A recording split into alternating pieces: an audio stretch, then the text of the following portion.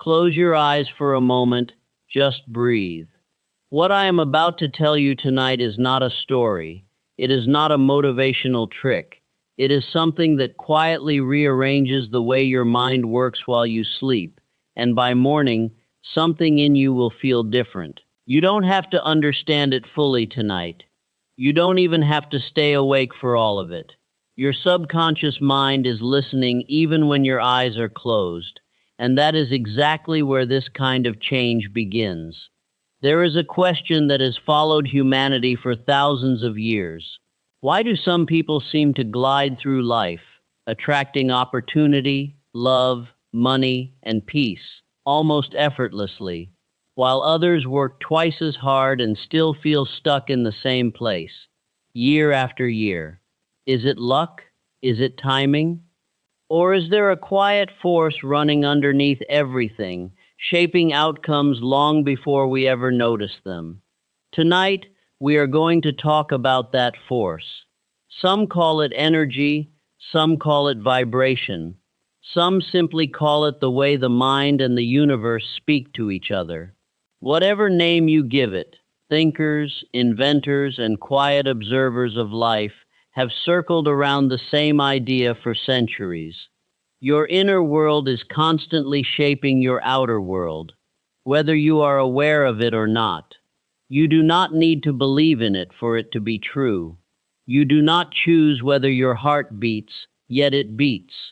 In the same way, your thoughts are already shaping your circumstances right now, tonight, as you lie there listening. The only real choice you have is whether you shape them on purpose or let them shape you by accident. This is a long, slow journey through 10 quiet truths. Let them settle into you like water sinking into soil. You don't need to memorize anything. Just listen, breathe, and let your mind absorb what it needs.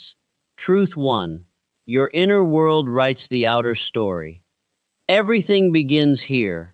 Whatever occupies your attention most consistently tends to multiply in your experience. This isn't magic, and it isn't superstition.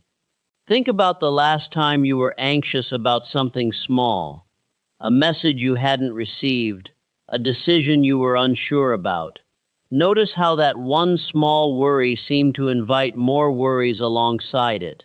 Your mind, once it locks onto a feeling, tends to go looking for evidence that supports it. The reverse is also true. Have you ever been in an unexpectedly good mood and suddenly small kindnesses seem to appear everywhere? A stranger held a door, a song you loved came on, someone said something encouraging. Your mood didn't cause those events directly, but your mood changed what you noticed, what you responded to, and what opportunities you were open enough to see. This is the quiet mechanics behind what people call attracting your reality. Your dominant inner state acts like a filter over your entire day. If your filter is set to lack, you will find lack everywhere, even in rooms full of abundance. If your filter is set to possibility, you begin noticing doors that were open all along. Here is something worth sitting with tonight. Your life right now, in this exact moment, is a fairly accurate reflection of your most repeated thoughts over the last several months or years. Not your best thoughts, not your worst thoughts, your most repeated ones. That is both sobering and freeing, because it means the pattern can be changed the same way it was built. Repetition. A small step for tonight. Whenever you notice a heavy or fearful thought creeping in over the next few days, don't fight it. Just gently notice it and place a lighter thought beside it. If you catch yourself thinking, I never get good opportunities, simply add, quietly, but I am starting to notice small openings I didn't see before. You are not lying to yourself. You are widening the filter. There's an old idea, repeated in different forms across many cultures and by many quiet thinkers over the centuries, that the outer world is simply a delayed echo of the inner one. Painters, scientists, builders, and quiet observers of human nature all seem to circle back to some version of this same understanding, even without ever comparing notes. It shows up in old proverbs, in the private journals of people who built extraordinary things, in the calm certainty of people who seem unusually at peace despite ordinary lives. It isn't a new discovery. It's an old one that keeps getting rediscovered, generation after generation, because it keeps proving itself true. Consider for a moment how memory works. If someone asks you to describe a difficult year of your life, you can usually recall it in vivid, specific detail, the exact feelings, the exact worries. But if you try to recall an ordinary, uneventful week from around the same time, it often blurs into nothing. This isn't an accident. Your mind naturally gives more weight, more storage, more attention to whatever aligns with its dominant emotional focus at the time. If your focus during that period was fear or scarcity, that's what gets etched most clearly. If your focus was calm or gratitude, that's what remains vivid instead. You are quite literally curating your own memory and experience in real time, whether you intend to or not. This is worth sitting with gently tonight, not with pressure, but with curiosity. What has your mind been curating lately? Not judged, not criticized, just noticed. Noticing, without judgment, is always the very first step before anything can shift.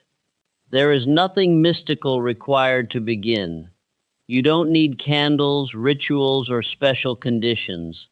You only need a few honest minutes, somewhere quiet, like right now, where you allow yourself to actually notice the pattern instead of rushing past it the way most days force you to. Truth 2, the simple rhythm underneath it all. If this all sounds complicated, it isn't.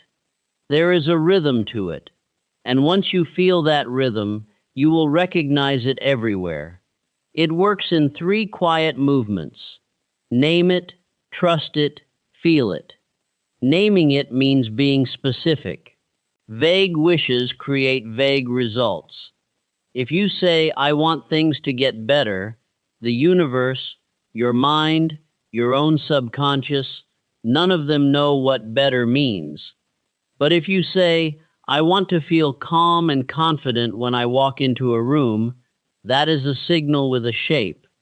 It's the difference between mumbling an order at a restaurant and clearly telling the waiter exactly what you want on your plate. Trusting it means releasing the need to know exactly how it will happen.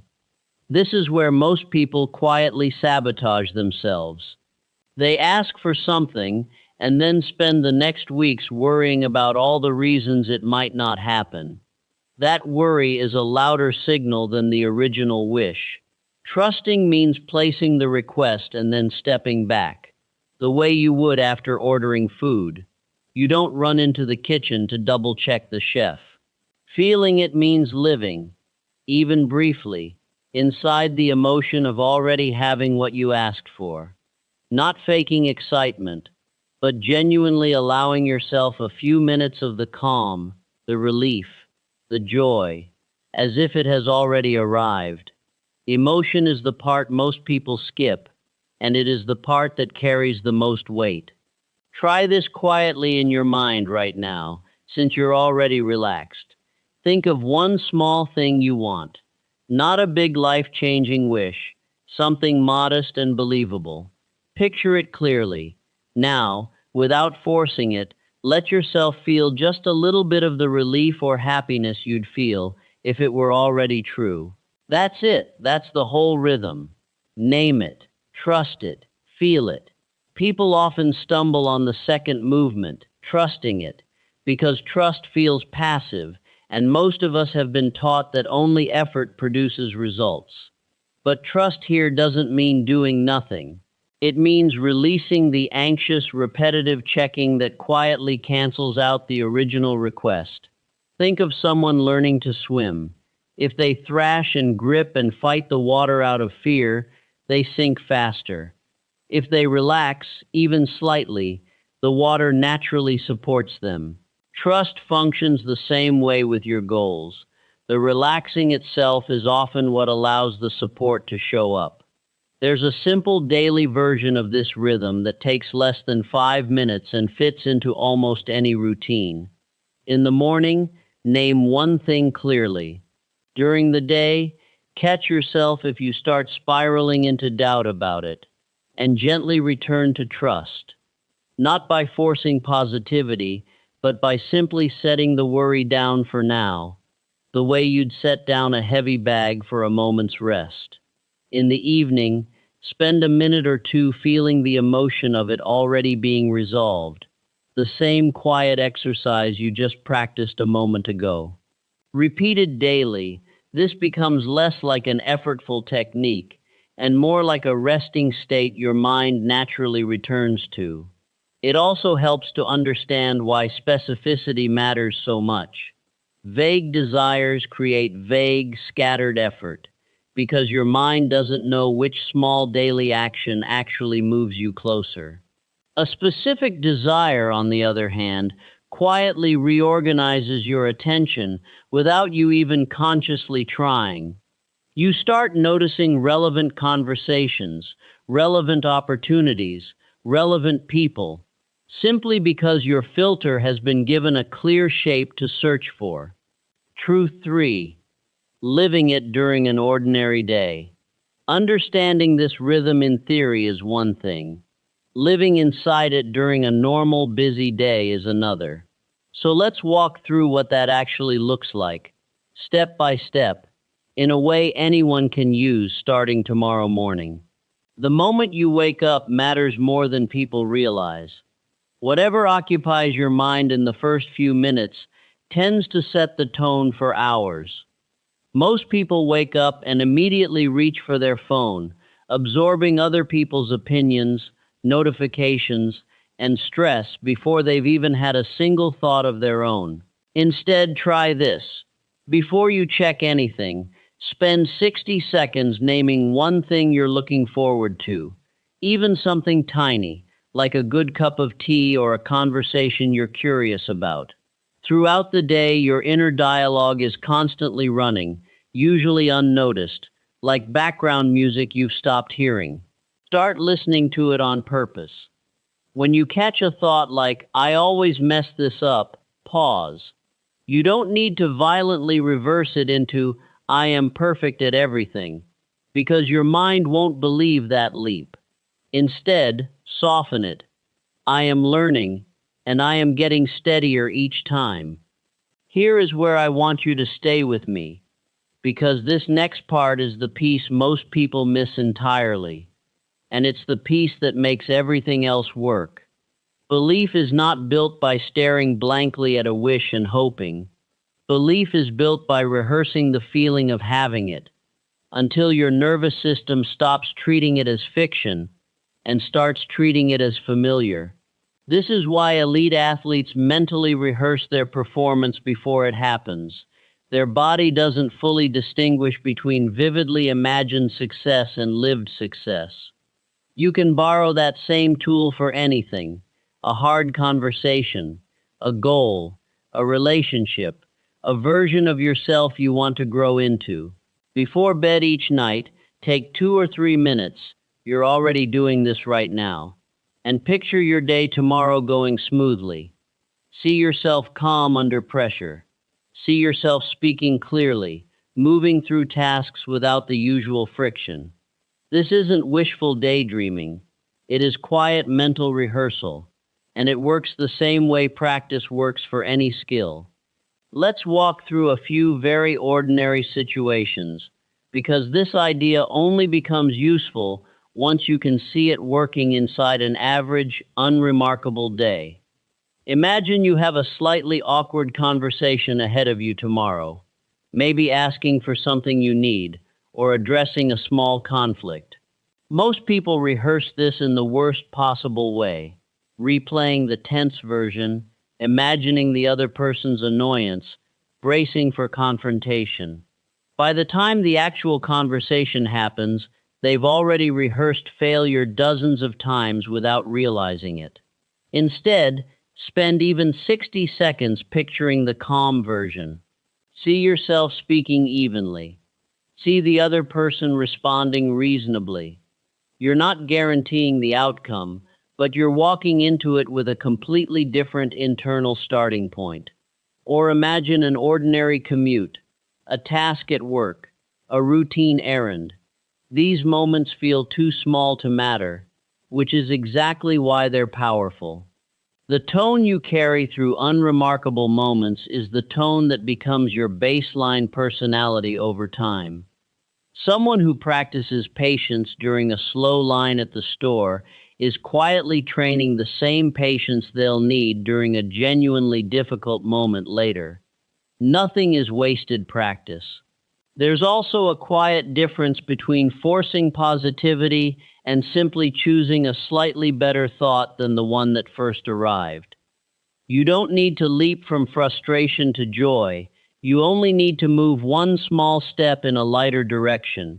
From "this always happens to me" to "this is annoying, but it's not permanent." That small, honest step is far more sustainable and far more believable to your own mind than an artificial leap to forced cheerfulness. Truth 4. Small daily habits that quietly rewire you. Big transformations rarely arrive as one dramatic moment. They arrive as small, boring, repeated habits that compound so slowly you almost don't notice them working, until one day you look back and realize you are simply a different person than you were 6 months ago. The first habit is appreciation, not the performative kind you post online, but the quiet, private kind you say to yourself before you fall asleep. Naming 3 ordinary things you're grateful for: the roof over your head, a person who checked in on you, a meal that tasted good, trains your attention to notice sufficiency instead of scarcity. And attention, as we've already discussed, is the filter through which your entire reality passes. The second habit is mental rehearsal, which we just touched on. A few quiet minutes, eyes closed, imagining a specific outcome in vivid detail, not vague, but textured, with sounds, colors, and feelings attached. Your mind treats a vividly imagined scene almost like a memory, and memories shape confidence more than logic does. The third habit is a visual anchor, something physical you see often that represents where you're heading.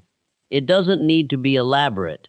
A single photo on your wall, a note on your mirror, a background image on your phone. The point isn't decoration. The point is that every glance quietly realigns your attention toward your direction instead of your distractions. None of these habits require willpower in the dramatic, gritted teeth sense. They require about 10 quiet minutes a day, most of it optional, gentle, and honestly kind of peaceful, which is exactly why so few people do them consistently. It's not hard, it's just easy to skip. There's a reason consistency matters more than intensity here. A single, powerful, emotional breakthrough can feel meaningful in the moment, but without repetition, the mind treats it as an isolated event rather than a new pattern. It's the difference between one deep breath during a panic attack and a daily breathing practice that changes your baseline stress response over months. The daily, unremarkable repetition is what actually rewires the pattern, even though it feels far less dramatic while you're doing it. If you're someone who tends to abandon habits after a few days, there's a gentler approach worth trying. Instead of committing to a rigid, perfect daily streak, commit instead to simply returning, without guilt, every time you notice you've drifted. Missing 2 days isn't failure. It's just a pause. The only real failure is deciding that a missed day means the whole effort was pointless and giving up entirely. Consistency, over a long stretch of imperfect effort, still outperforms a short burst of perfect effort that inevitably burns out. It also helps to attach these small habits to something you already do automatically, rather than treating them as separate tasks competing for your limited motivation. Appreciation can happen while you're already brushing your teeth. Mental rehearsal can happen during the last few minutes before sleep, exactly like tonight. A visual anchor can simply replace whatever your phone wallpaper currently is. When a new habit rides quietly alongside an old one, it survives far longer than a habit that requires you to remember it entirely on its own. Truth 5. Rewriting your relationship with money. Let's talk about something almost everyone carries tension around: money. Not the mechanics of budgeting or investing, but the quiet emotional undercurrent most people carry about it: guilt, fear, comparison, a nagging sense that there will never quite be enough. Here's an observation worth sitting with. Two people can have nearly identical jobs, salaries, and backgrounds, and yet one steadily builds wealth while the other stays stuck, living paycheck to paycheck for years. The difference is rarely raw effort. Both are working hard. The difference is often in how each person relates emotionally to money itself. One checks their bank balance with quiet appreciation, even when the number is small, and stays alert to opportunity. The other checks it with dread, avoids looking at all, and unconsciously treats money as an enemy rather than a tool. Money, at its core, moves toward attention that isn't laced with fear. When you flinch away from your finances, you cut off your own awareness of the small openings: an idea, a connection, a better use of what you already have, that might otherwise lead somewhere. Facing your numbers calmly, even imperfect ones, and speaking about them without shame, quietly shifts the entire relationship. There is also a strange but consistent pattern around generosity. People who give a little even when they don't have much: a meal for a friend, a small donation, help without expecting anything back, often report feeling a shift in how abundant their life feels almost immediately, long before their bank account reflects any change. Giving reminds your nervous system that you are someone with enough to share, and that quiet identity shift tends to precede outer growth rather than follow it. Tonight, if you carry any tension about money, just let it soften for a moment. You don't have to solve your entire financial life right now. Just notice the tension, breathe into it, and quietly tell yourself, "I am capable of understanding money without fear." That single sentence, repeated over weeks, does more than it sounds like it should. It's worth noticing how differently people talk about money depending on their relationship with it. Some phrases sound harmless, but quietly reinforce scarcity every time they're repeated. Money doesn't grow on trees. There's never enough. People like us don't get those opportunities. These phrases were often absorbed early, from family, from culture, from difficult periods that have long since passed. Yet the sentence keeps running in the background like an old recording nobody bothered to switch off. You don't need to violently reject where these phrases came from. You simply need to notice them and gently choose a more accurate one going forward. There's also a quiet difference between wanting money out of fear and wanting money out of vision. Wanting money because you're terrified of running out creates a tense, grasping energy that tends to make decisions reactive and short-sighted. Wanting money because you can clearly picture what it would allow you to build, give, or experience creates a calmer, more strategic energy, and calmer decisions tend to compound better over time than panicked ones. A useful nightly practice, especially for anyone carrying financial stress, is simply this. Before sleep, picture yourself handling money calmly. Not dramatically wealthy, just calm, paying a bill without dread, glancing at an account without flinching, making a purchase without spiraling into guilt.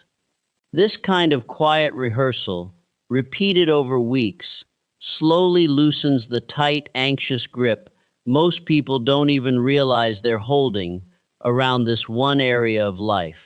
Truth 6. What your relationships are quietly reflecting. Now let's turn towards something even more personal. The people in your life and the patterns you may keep noticing in how they treat you. It is tempting, when a relationship hurts, to place the entire explanation outside yourself. They were wrong. They were selfish. They didn't try hard enough. Sometimes that's simply true, but there's a quieter pattern worth examining honestly. The way we speak to ourselves in private often becomes the way we eventually allow others to speak to us. If your inner voice is harsh and dismissive toward yourself, you may unconsciously accept that same harshness from other people because it feels familiar rather than alarming. This is not about blame. It's about noticing where change is actually possible. You cannot force someone else to change how they treat you, but you can change how you treat yourself, and that shift tends to ripple outward in ways that are hard to predict but easy to notice in hindsight. Try this simple practice. For the next week, whenever you catch yourself thinking something critical about yourself, pause and replace it with something honest but kinder. Not fake praise, just fairness. I made a mistake instead of, I always ruin everything. That single shift, repeated daily, slowly changes the emotional tone you carry into every room, and people respond to emotional tone more than they respond to words. If there's a specific relationship that feels strained right now, try this quietly in your mind. Instead of replaying the argument or the disappointment, picture that person's better moments, a time they were kind, a quality you genuinely respect in them. This doesn't excuse harm, and it isn't a suggestion to stay somewhere unsafe. It's simply a reminder that focusing on someone's worst moment keeps that moment alive in your own mind long after it's over. Choosing where your attention rests is one of the few things you always have control over, even when the relationship itself is complicated. There's an important distinction worth making here, because this idea is sometimes misunderstood. None of this means staying in situations that are genuinely harmful, or convincing yourself that mistreatment is somehow your fault for having the wrong energy. Some relationships need boundaries, distance, or an honest ending, and no amount of inner work changes that reality. What this idea does offer is a way of making sure that once you've done what's within your control, setting a boundary, having a hard conversation, or simply walking away, you're not still unconsciously carrying and replaying the wound in a way that colors every new relationship that comes after it. For romantic relationships specifically, notice the quiet assumptions you carry into new connections. If past experiences have left you expecting betrayal or disappointment, you may find yourself unconsciously testing new people, watching for the same warning signs, sometimes even provoking the very outcome you feared, simply because you were braced for it the entire time.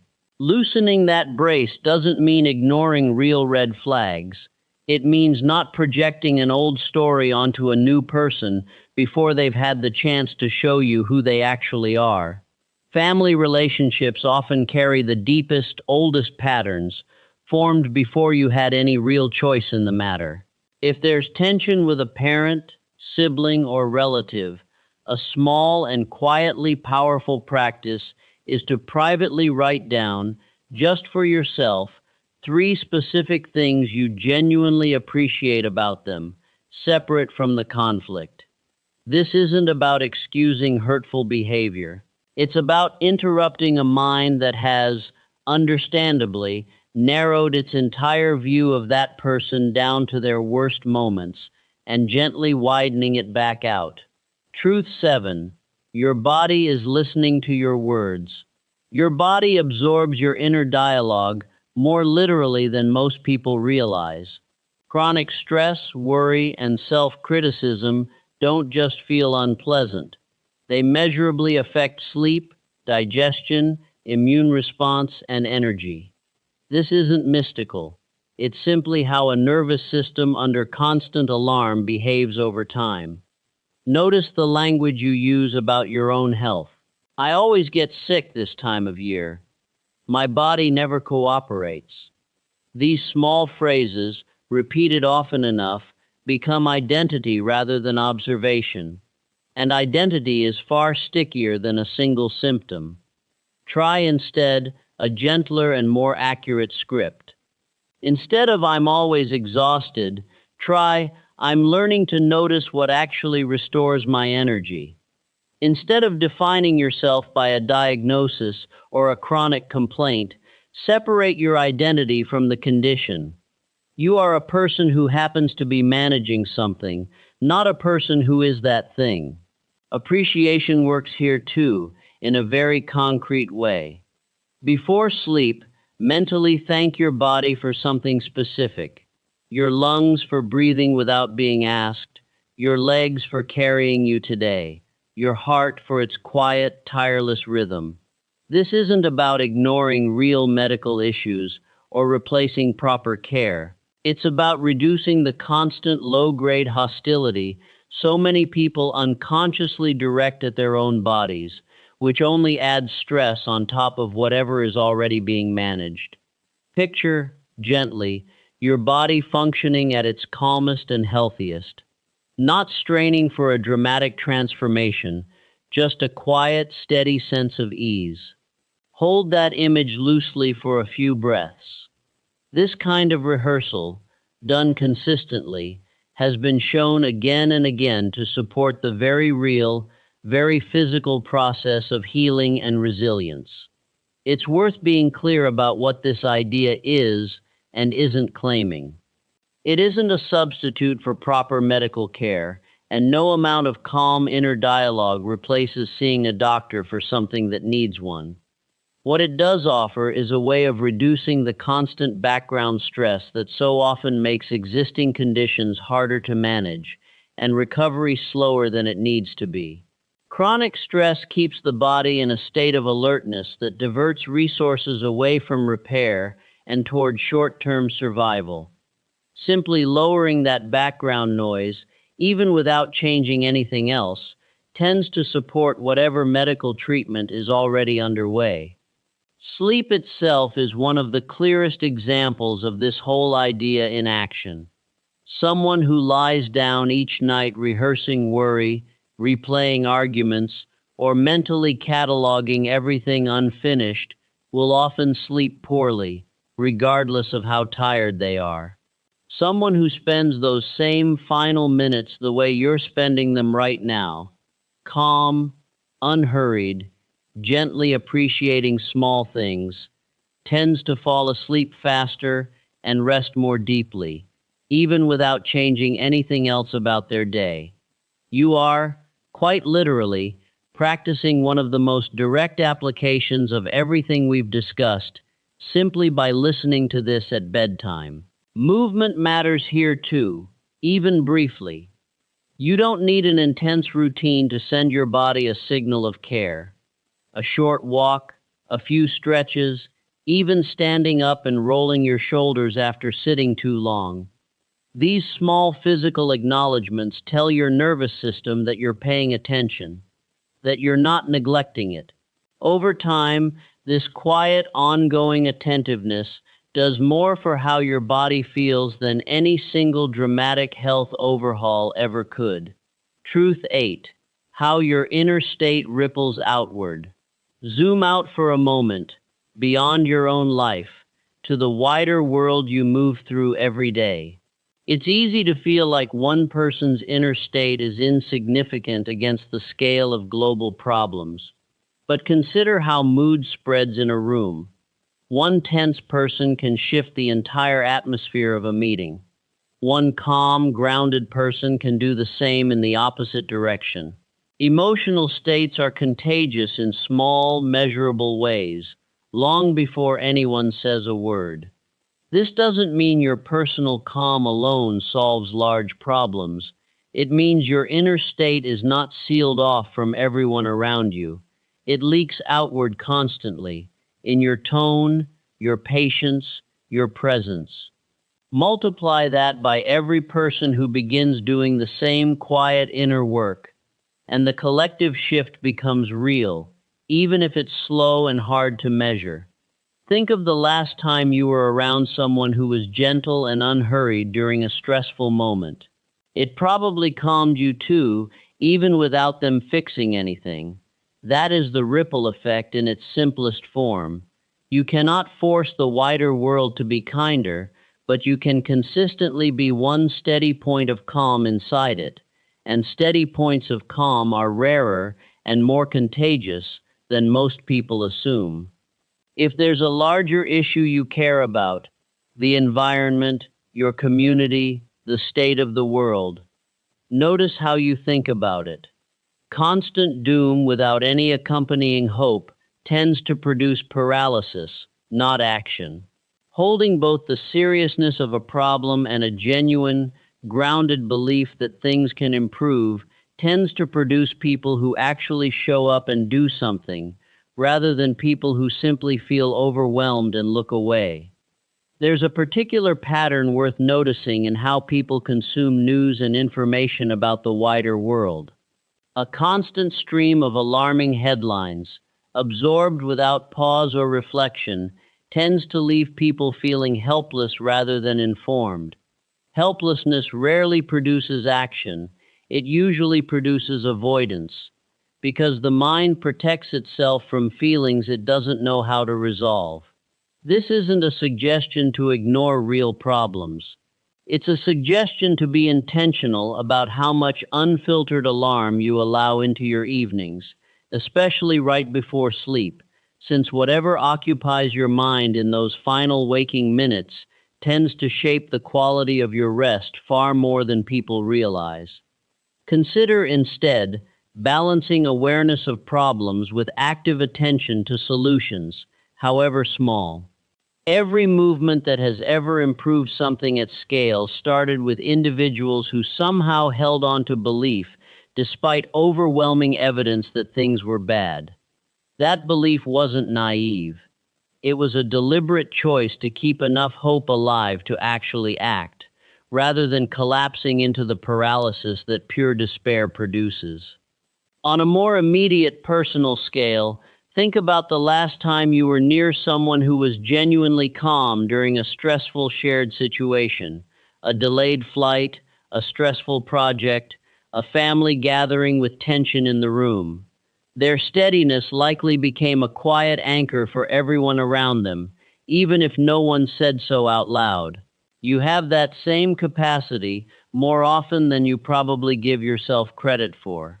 Being the calm point in a tense room is a quiet form of contribution that costs nothing and asks for no recognition, yet consistently changes the texture of the moment for everyone present. Truth 9. The version of you that's waiting. Let's bring this back to you directly, because everything we've walked through tonight ultimately funnels into one place: your own sense of what you're capable of. Most limitation isn't circumstantial. It's a quiet, long-held belief about your own ceiling. A belief usually formed years ago from a single comment, a single failure, a single comparison that somehow became a permanent rule instead of a passing moment. The good news is that beliefs formed from repetition can be loosened the same way, through gentler repetition in the other direction. You do not need to feel confident before you begin acting differently. Confidence is usually a result of small evidence, not a prerequisite for it.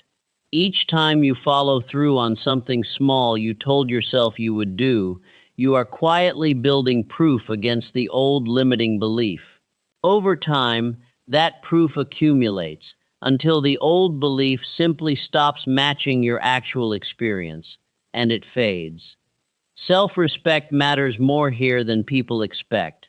Not arrogance, not self-obsession, simply a basic, steady regard for your own well-being, spoken in the same tone you'd use with someone you cared about.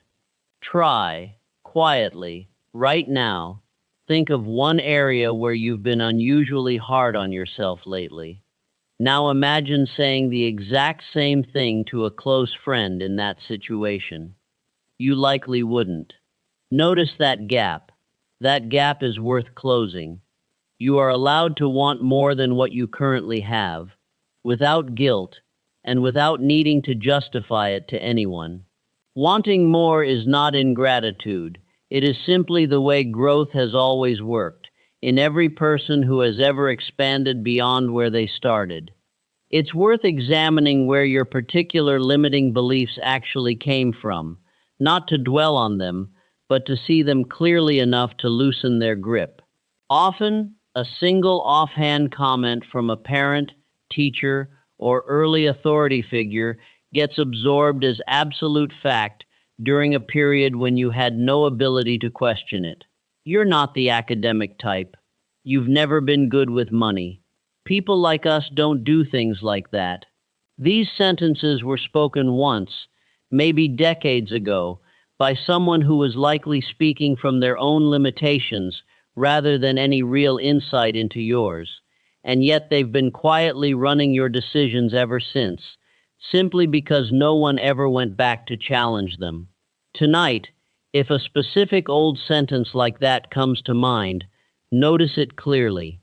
You don't need to argue with it or fight it. Just notice, gently, that it was one opinion, from one moment, spoken by one imperfect person, and that you are now old enough to decide for yourself whether it still deserves the authority it's been quietly holding over you all this time. There's also real value in surrounding yourself, even loosely, with evidence that contradicts the old limiting belief. If you've always told yourself you're not disciplined, notice the small moments where you actually were. The day you finished something difficult, the habit you kept up longer than you expected. These moments existed. They were simply overshadowed by a louder, older narrative. Collecting this quiet evidence, even just mentally, slowly rebalances the story you tell yourself about who you actually are, separate from who you were once told you'd always be. Truth 10. Living inside this, not just understanding it. We arrive finally at the last and simplest truth, the one that ties everything else together. None of this matters as information. It only matters as practice. Life responds to what you consistently return to, not what you understood once and filed away.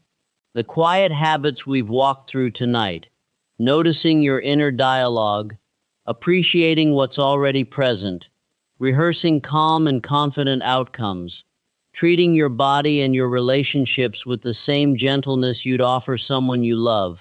None of them are complicated. Their power comes entirely from repetition, not intensity. You don't need a dramatic overnight transformation. You need tomorrow to be very slightly different from today, and the day after that very slightly different again. That is how every meaningful change in a human life has actually happened, regardless of how it gets told afterward in hindsight. As you drift off tonight, let go of the need to remember every detail of what we've covered. Your conscious mind may forget most of the specifics by morning, and that's completely fine. The part of you that needed to hear this was never really the analytical part.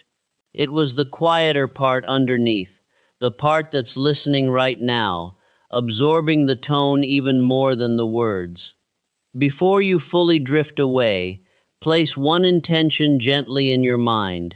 Nothing dramatic, nothing you need to force. Just one small, believable shift you'd like tomorrow to carry. Let it sit there softly, without gripping it too tightly, and then simply rest. If any of tonight's 10 truths felt especially relevant, that's usually not a coincidence. Your attention tends to catch on exactly what it needs most at a given time, even in something as passive as listening while falling asleep. You don't need to act on all 10 at once.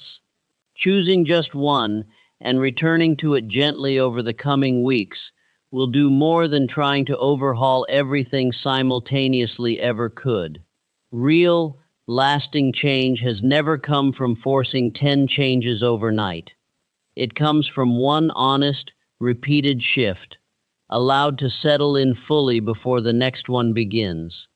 Think, too, about how far you've already come simply by pausing tonight to listen this closely to something quiet and reflective, instead of filling the silence with something louder. That alone says something about where your attention is heading. People who are only interested in staying exactly as they are rarely seek out this kind of stillness in the first place. The fact that you're here, breathing slowly, letting these ideas settle in, is itself a small, quiet vote for the direction you're choosing. There is no need to rush any of this. Growth that happens gently, night after night, in small, unremarkable doses, tends to last far longer than growth that arrives in one dramatic burst and fades just as quickly. Let tonight simply be one more quiet layer, added gently on top of all the others you've already been building, whether you were fully aware of it or not. If tonight's words settled into you the way they were meant to, know that this kind of quiet inner work is exactly what we explore, week after week, here at Alpha Logic. If you'd like more of these calm, honest, deep dives into the mind, sleep, and the way our inner world quietly shapes our outer life, consider joining the community by subscribing. It helps more than you'd think, and it means you won't miss the next one. Sleep well, and take these truths with you gently into tomorrow.